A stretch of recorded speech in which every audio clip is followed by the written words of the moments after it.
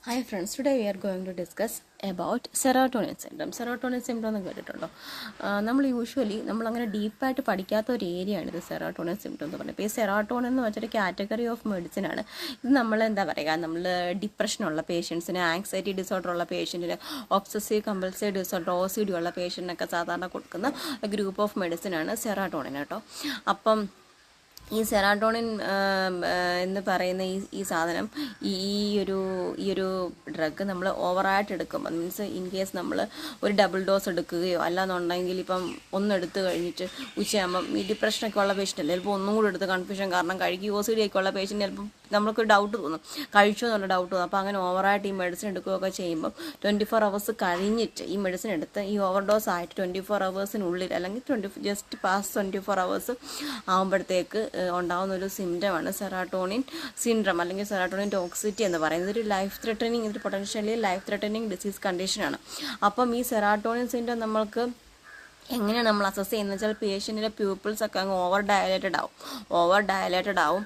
അതേപോലെ തന്നെ patient hyper active ആവും, പേഷ്യൻറ്റിന് ട്രെമർ ഉണ്ടാവും, പേഷ്യൻറ്റിന് എന്താ പറയുന്നത്, പേഷ്യൻ്റ് ഒത്തിരി ഒരു അജിറ്റേറ്റഡ് സ്റ്റേറ്റിലായിരിക്കും, പേഷ്യൻ്റ് ടക്കിക്കാർഡിയ ഉണ്ടായിരിക്കും, അങ്ങനെ ഡിസറിത്മിയയിലോട്ട് ലീഡ് ചെയ്യാനുള്ള ചാൻസ് ഉണ്ട്. പേഷ്യൻ്റ് ഓവർ അജിറ്റേറ്റഡ് ആയിരിക്കും, പേഷ്യൻറ്റിന് ഒത്തിരി ഡയഫോർസ് അങ്ങ് സ്വെറ്റ് ചെയ്യും പേഷ്യൻ്റ് ഭയങ്കരമായിട്ട്, അങ്ങനെ പേഷ്യൻ്റ് ഹൈപ്പോവോളീമിയ ഉണ്ടാവാനുള്ള ചാൻസ് ഉണ്ട്, ഹൈപ്പോടെൻഷൻ ഉണ്ടാവാനുള്ള ചാൻസ് ഉണ്ട്. അപ്പോൾ അങ്ങനെ ഒരു പേഷ്യൻറ്റിൻ്റെ കണ്ടീഷനിൽ ലൈഫ് ത്രെട്ടനിങ് സിറ്റുവേഷനിലോട്ട് പോകാനൊക്കെയുള്ള ഒരു ചാൻസ് ഉണ്ട് കേട്ടോ. പിന്നെ ഇതിൻ്റെ ട്രീറ്റ്മെൻറ്റ് എന്ന് പറയുന്നത്, പെട്ടെന്ന് എടുത്തുകൊണ്ടിരുന്ന മെഡിസിൻ നമ്മൾ ജസ്റ്റ് ഡോസ് കൊടുക്കരുത്. അതേപോലെ തന്നെ ബെൻസോഡയസിപ്പിൻ കൊടുത്ത്, ഡയസിപ്പിൻസ് കാറ്റഗറി മെഡിസിൻ കൊടുത്ത് പേഷ്യൻറ്റിനെ സെഡേറ്റ് ചെയ്യുക എന്നുള്ളതാണ് നമ്മളുടെ ഒരു ഫസ്റ്റ് ലൈൻ ട്രീറ്റ്മെൻറ്റ് എന്ന് പറയുന്നത്. പിന്നെ ബാക്കിയുള്ള എന്താണ് സിംറ്റംസ് കാണിക്കുന്നത് വെച്ചാൽ സിംറ്റംസിനനുസരിച്ചുള്ള ട്രീറ്റ്മെൻറ്റ് കൊടുക്കും. പിന്നെ അതേപോലെ തന്നെ ഈ പേഷ്യൻറ്റ് നമ്മളിപ്പോൾ സെഡേറ്റ് ചെയ്താൽ പിന്നെ ഓറൽ ഇൻടേക്ക് ഉണ്ടോ പേഷ്യൻറ്റിന്? ഇല്ല.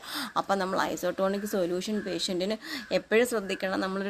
ഒരു പേഷ്യൻറ്റിന് ഇലക്ട്രോലൈറ്റ് ഇംബാലൻസ് ഒന്നും ഇല്ലാത്ത ഒരു പേഷ്യൻറ്റിന് നമ്മൾ ഹൈപ്പർട്ടോണിക് സൊല്യൂഷൻ ഒന്നും പെട്ടെന്ന് നമ്മൾ എടുത്ത് കൊടുക്കത്തില്ല, കാരണം അതും ലൈഫ് ത്രെട്ടനിങ്ങിലോട്ടൊന്ന് പോകും. അപ്പം നമ്മൾ ഫ്ലൂയിഡ് കൊടുക്കുമ്പോൾ പേഷ്യൻറ്റ് പ്രത്യേകം ശ്രദ്ധിക്കണം. ഹൈപ്പർട്ടോണിക്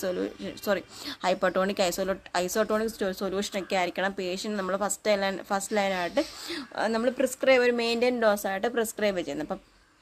അപ്പം അതേപോലെ തന്നെ പേഷ്യൻറ്റിൻ്റെ എന്താ പറയുക, ഷുഗറൊക്കെ നമ്മൾ ഗ്ലൂക്കോസ് മോണിറ്ററിങ് ഒക്കെ ചെയ്യണം, കാരണം പേഷ്യൻറ്റ് നമ്മൾ സെഡേറ്റ് ചെയ്യുവാണ്, ടെമ്പററി സെഡേഷനിലോട്ട് പേഷ്യൻറ്റിനെ കൊണ്ടുപോവുകയാണ്. ഇതൊക്കെയാണ് ജനറലി നമ്മൾ എന്താ പറയുക സെറോട്ടോണിൻ സിംറ്റം ഉള്ള പേഷ്യൻറ്റിന് നമ്മൾ ചെയ്യേണ്ട കാര്യങ്ങൾ. ഇത് നമുക്കൊരു വാസ്റ്റായിട്ട് ഭയങ്കരമായിട്ട് പഠിക്കേണ്ട ഒരു വലിയ ഏരിയ ഒന്നുമല്ല, പക്ഷേ നമ്മൾ എന്താ പറയുക പ്രോമെട്രിക് എക്സാം, എൻക്ലെക്സ് ഒക്കെ നോക്കുന്നവർ ജസ്റ്റ് ഒന്ന് ടച്ച് ചെയ്തിട്ട്